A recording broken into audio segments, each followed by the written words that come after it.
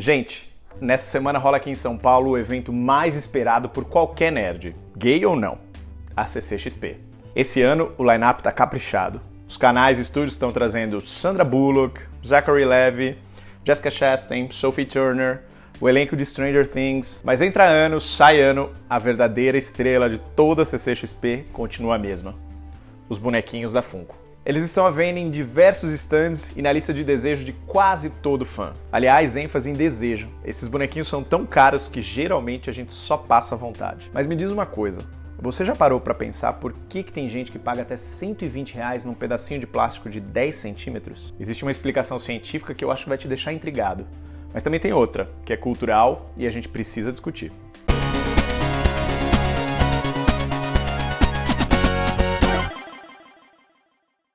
Ok, por que os nerds são fascinados por Funkos? Por incrível que pareça, uma das explicações é biológica e tem a ver com a evolução da espécie humana ao longo de milhares de anos. Um bebê humano nasce com o cérebro razoavelmente desenvolvido.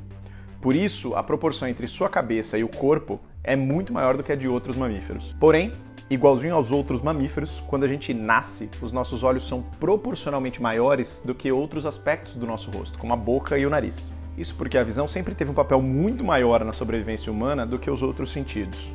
Ou seja, bebês costumam ter cabeção e olhos expressivos. E durante milhares de anos a evolução condicionou a gente a achar essas características agradáveis, porque assim a gente cuidaria da nossa prole e a espécie humana sobreviveria. Você consegue se lembrar de outra coisa que tem cabeção e olhos bem expressivos? Pois é, meu querido. Você está ancestralmente programado para achar Funko bonitinho. Mas isso não é novidade na cultura pop não, viu?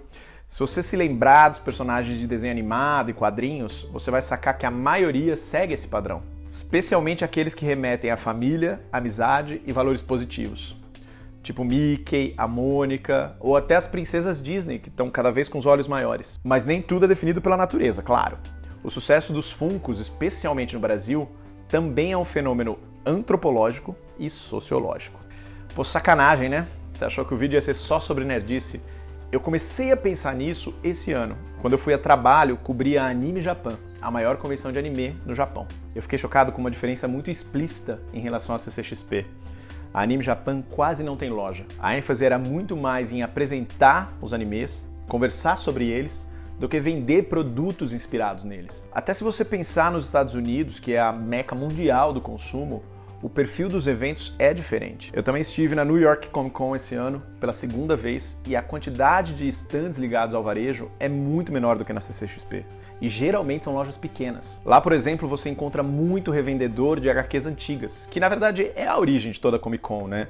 Eram pessoas que se encontravam para comprar ou vender ou trocar edições raras ou fora de linha. A ideia de um stand gigantesco para uma grife varejista, tipo uma Riachuelo, é algo absolutamente alienígena na New York Comic Con. E aqui no Brasil, pelo contrário, né? Essa presença está cada vez maior. No ano passado tinha até um stand da Lupo vendendo meia na CCXP. E eu entendo perfeitamente que a presença desses participantes é essencial para a viabilidade do evento. Mas ao mesmo tempo também me causa uma certa estranheza, considerando que a gente paga um dos ingressos mais caros para Comic Cons no mundo todo. A gente está correndo o risco de pagar para ser consumidor.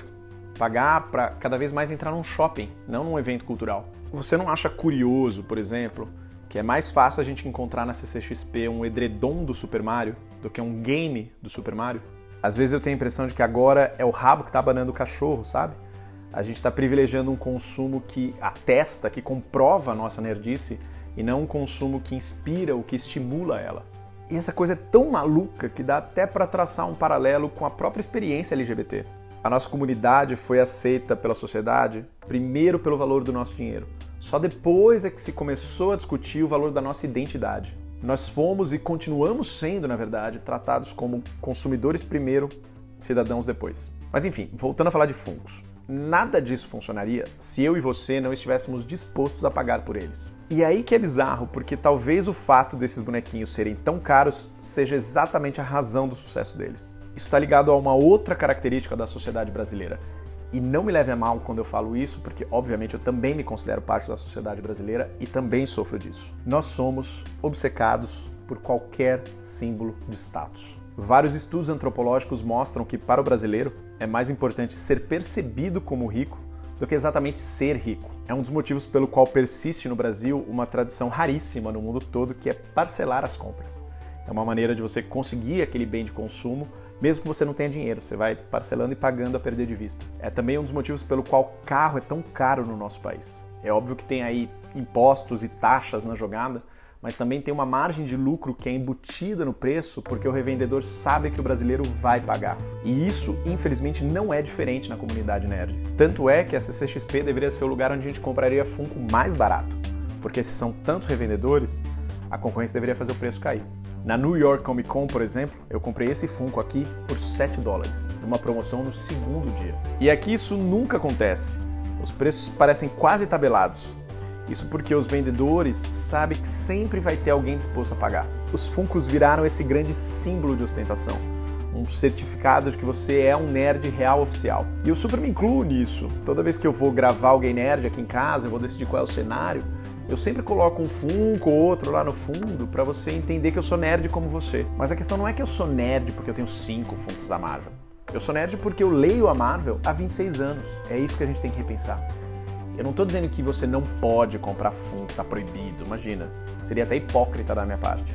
O que eu estou dizendo, que aliás é o que eu digo sobre quase tudo, é para você manter uma saudável pulga atrás da orelha. Por que eu estou comprando isso? Qual é o real motivo? Eu realmente preciso disso? O preço condiz com o que o produto oferece? Aliás, essas são perguntas que você deveria fazer em qualquer situação de compra. As nossas decisões de consumo são decisões políticas. Elas têm impacto cultural, elas têm impacto econômico e elas têm impacto ecológico. Se a sua resposta for sim, então beleza, vai lá e compra. Agora, se for não, também não tem problema. Eu tenho certeza que a CCXP tem diversas maneiras para celebrar a sua paixão pela cultura pop. E esse foi o Gay Nerd dessa semana. Se você quiser continuar recebendo conteúdos como esse toda terça-feira, é só se inscrever no canal e ativar o sininho. E como sempre, eu te convido para continuar essa conversa nos comentários. Qual é a sua relação com os Funkos? Você tem, você gosta, você acha bobo, você acha caro? Você acha que eu viajei na minha análise ou eu tô correto? Diz aí pra mim. Segue aí a gente nas redes sociais, canal Gay Nerd, e a gente se vê semana que vem com aquela canseira típica pós-CCXP. Cada vez mais gay, cada vez mais nerd.